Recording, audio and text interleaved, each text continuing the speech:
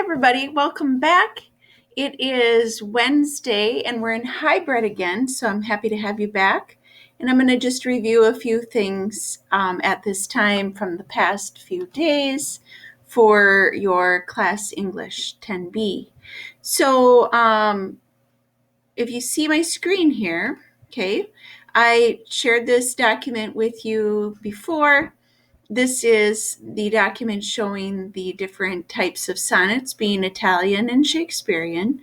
We went over this before. Italian has an octave and a sestet, 8 lines and a 6 lines. It usually has a problem in the beginning, 8 lines, and then it has a turn at line 9 where the problem is solved in the sestet. Then there's the Shakespearean sonnet that has 3 quatrains. Quatrains have 4 lines each, and then a couplet at the end. Italian sonnets don't go past E in the rhyming scheme, but the Shakespearean goes on to F and G, as you can see there.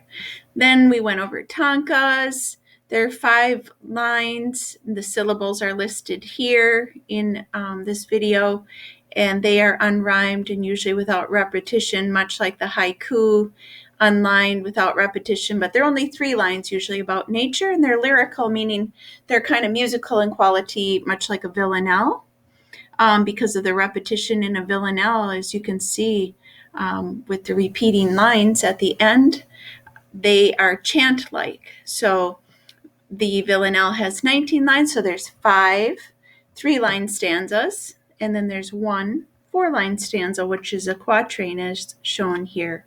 So this document I shared with you last week or last time. The types of stanzas, you have couplets, so that's when you have like a rhyming couplet in a sonnet at the end, and that's 2 lines in a row that rhyme. Tercet is 3 lines, like in a haiku you have tercet because it is only 3 lines, or a villanelle has 3 lines 5 times, so those are called tercets.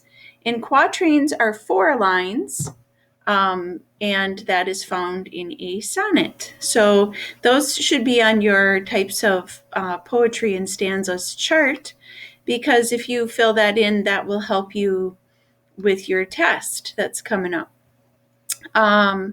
Just wanted to back up here to one thing on this notes chart. Whoops, it put me all the way to the end. So I'm going to scroll back up here.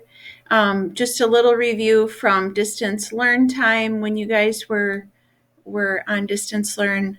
Here's the form that I wanted to look at with you. So narrative poetry tells a story, like narrate, tell a story. You have epic poems. Those are long poems about heroes or gods. You have ballads. They're like a short poem about one event, and they are musical, like a ballet ballad. Lyric is just like it sounds. It's the expression of feelings of a speaker. Lyrics used in music or poetry. This is using imagery, rhythm, sound devices. Tanka, that is 5 lines. I already talked about that as well. 57577, unrhymed, lyrical, musical poem, Japanese type poetry. Dramatic, obviously drama is in there, so it's an emotional piece, and it's recited or sung. And it's a form of poetry where a story is narrated in the form of a lyrical ballad. So it's very dramatic, emotional. Elegies are poems of loss. They can be lyric as well, so sing-songy in a way. Ode is a poem of praise. Specific rhyme scheme, stanzas of 10 or more lines. So those are some different types of poetry. And there was a little America's Got Talent clip, Ode to His Little Sister, that I might show you in sometime soon. So those are review. I'm going to stop my video, and that way we can do a couple of these review quizzes for types of poetry, elements of poetry, and the Quizlet. So I'll stop my video now. Okay, so we're back, and now I want to go over mood and tone of speakers. So these are also on your poetry unit document. So you want to get down to where it says speaker of poem, mood and tone. And I'm going to share just a few things for mood and tone. Mood is the atmosphere created or the feeling in a story. So mood is atmosphere or feeling in a story. And tone is the attitude toward a subject. So the attitude toward a subject that the speaker might have. So between mood and tone, you get voice, like how the person sounds kind of on the page. So that is what mood and tone are in poetry. So let me give you a few examples of mood. I'm going to look at Fear by Gabriella. Let me open that up here. Okay, so these are examples showing mood, the feeling created.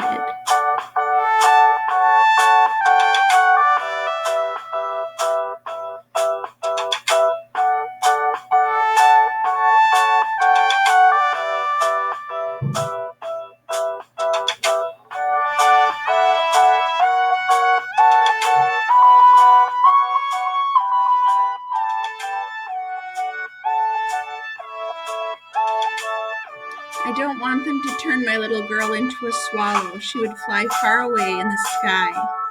I don't want them to make my little girl a princess in tiny golden slippers. How could she play on the meadow? And even less do I want them one day to make her queen. They would put her on a throne where I could not go to see her.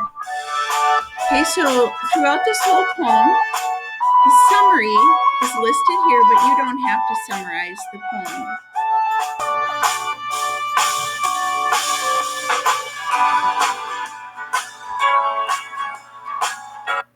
I'm going to fast forward this a little bit here to get to one other part. For the analysis of this poem, it has different pictures like golden slippers, playing in the meadow, night came, sleep by my side. So those are all visual images where you cannot see her, could never rock her. Those would be imagery.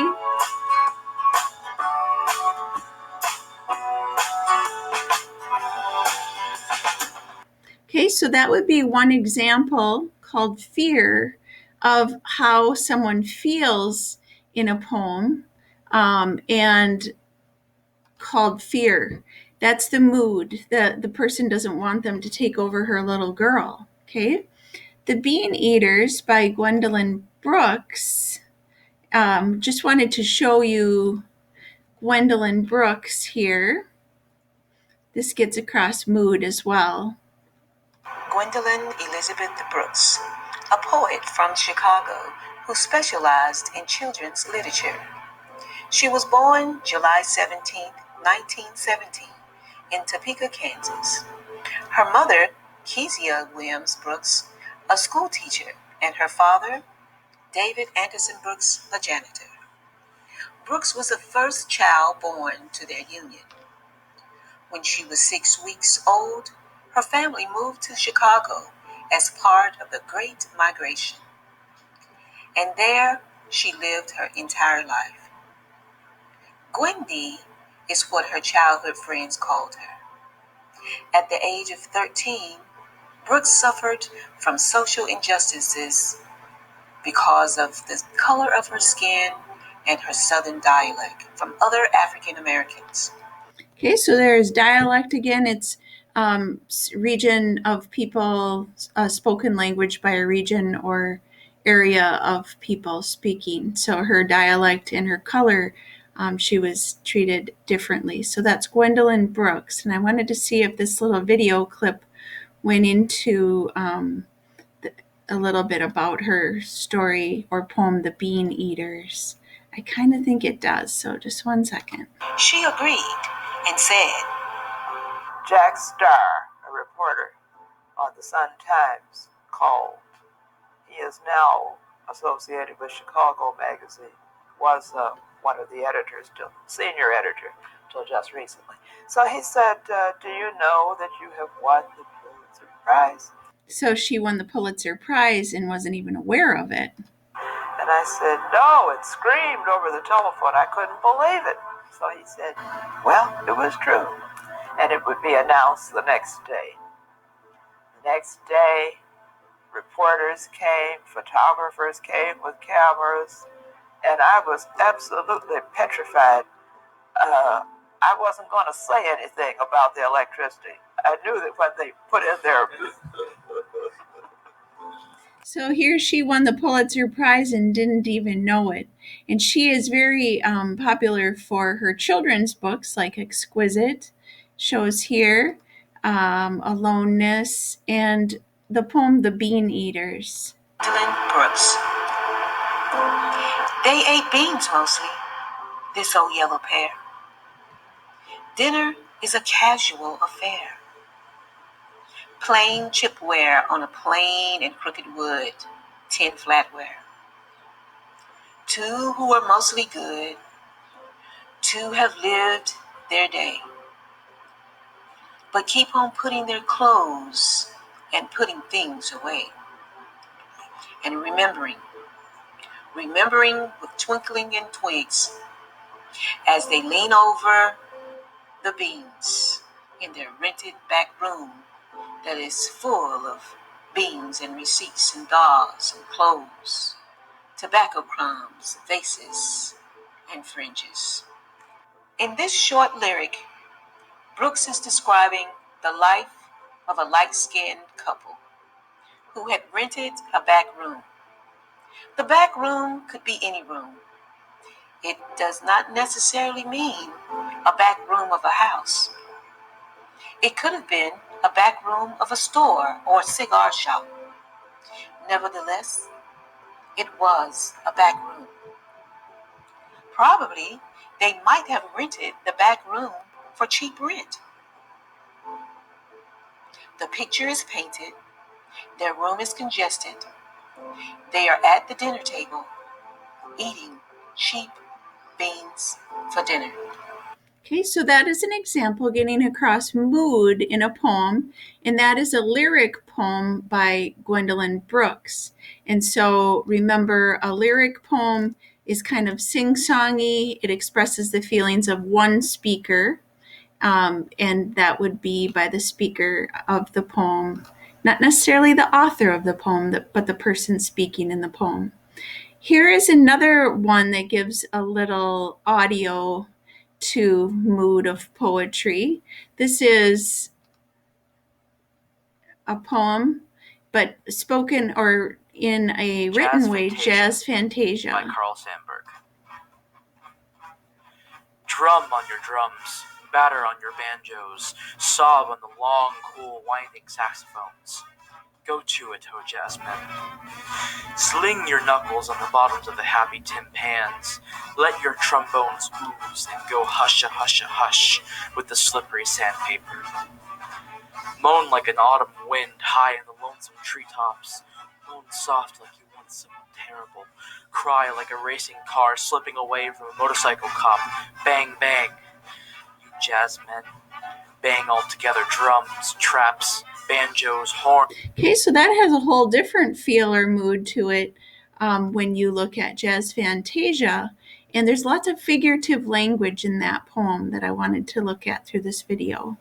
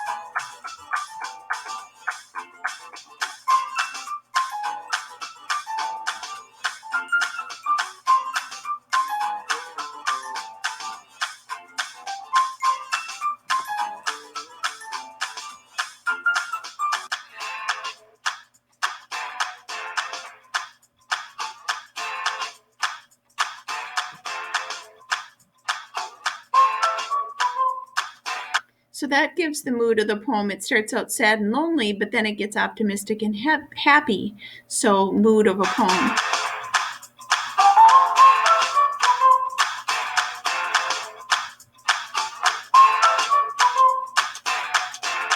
Musical instruments are used all the time to express feelings, as you know, in music, in your own songs, is they can get fast, happy, sad, slow, mellow, messed up, whatever it might be. Now, tone, on the other hand, is different than mood.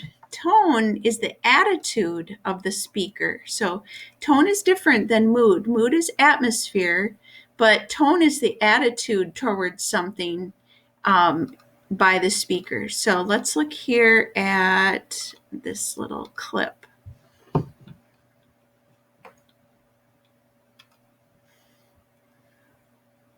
Good morning, students. Today we're going to be talking about tone. Tone is the author's attitude toward the subject they are writing about. Has anyone ever said to you, change your tone of voice? I know my mom used to say that to me when I was a kid. So whether we are speaking or writing, we use a certain tone to convey our message. Okay, I have two examples for you, and I want you to help me determine which one has a nicer tone or a kinder tone. Okay, first one, A. Caden, you haven't been on Google Classroom all day. You better do your assignments right now. Or B. Caden, have you checked in your Google Classroom for your assignments today? I know you're going to do a great job.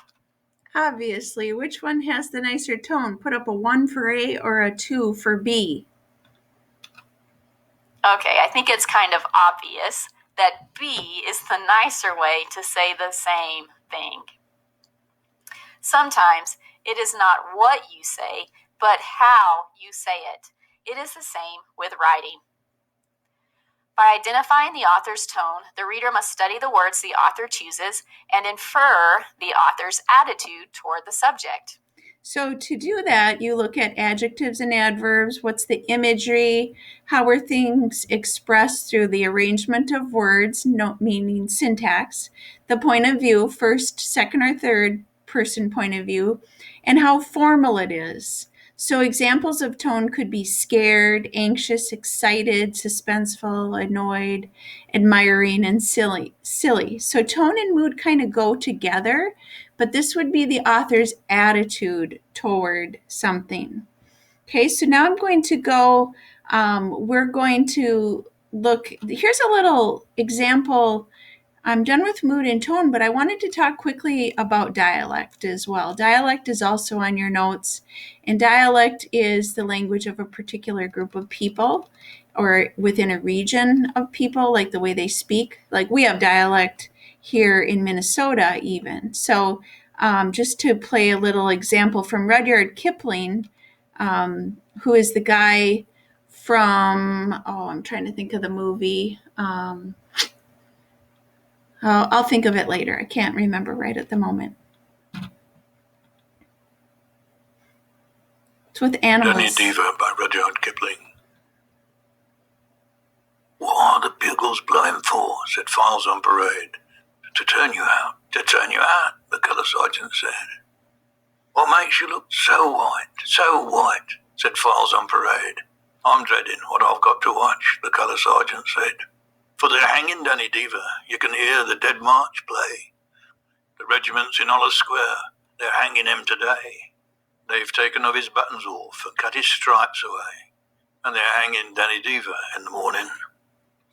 What makes the rear rank breathe so hard, said Files on Parade. It's bitter cold, it's bitter cold. So you can hear the dialect in that example, the way it's spoken, a little bit different in dialect. So we're going to do a couple of review. There's a quizzes right here that I want to do with you if we have time. And then there were a couple of examples that I wanted to do with you as well.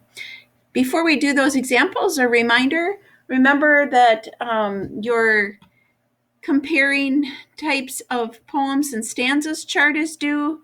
You can use it on the test for next time, so make sure you have that complete. You can also use your poetry notes for that test. You'll also be having a test on the benchmark 7 poetry notes document, and that will be in class. So you do have 2 tests coming up with all the stuff we've been doing for December and January for poetry. Then your weekly reading doc, you should be working through parts 4 through 6, so part 4 and 5 for sure, and then completing the distance learn activities in the distance learn folder. So I'm going to stop it here. We're going to do some of these reviews that we have listed, and some of these here for types of poetry and such. And I hope you have a good day. So I'll stop the video. Let me find that right there.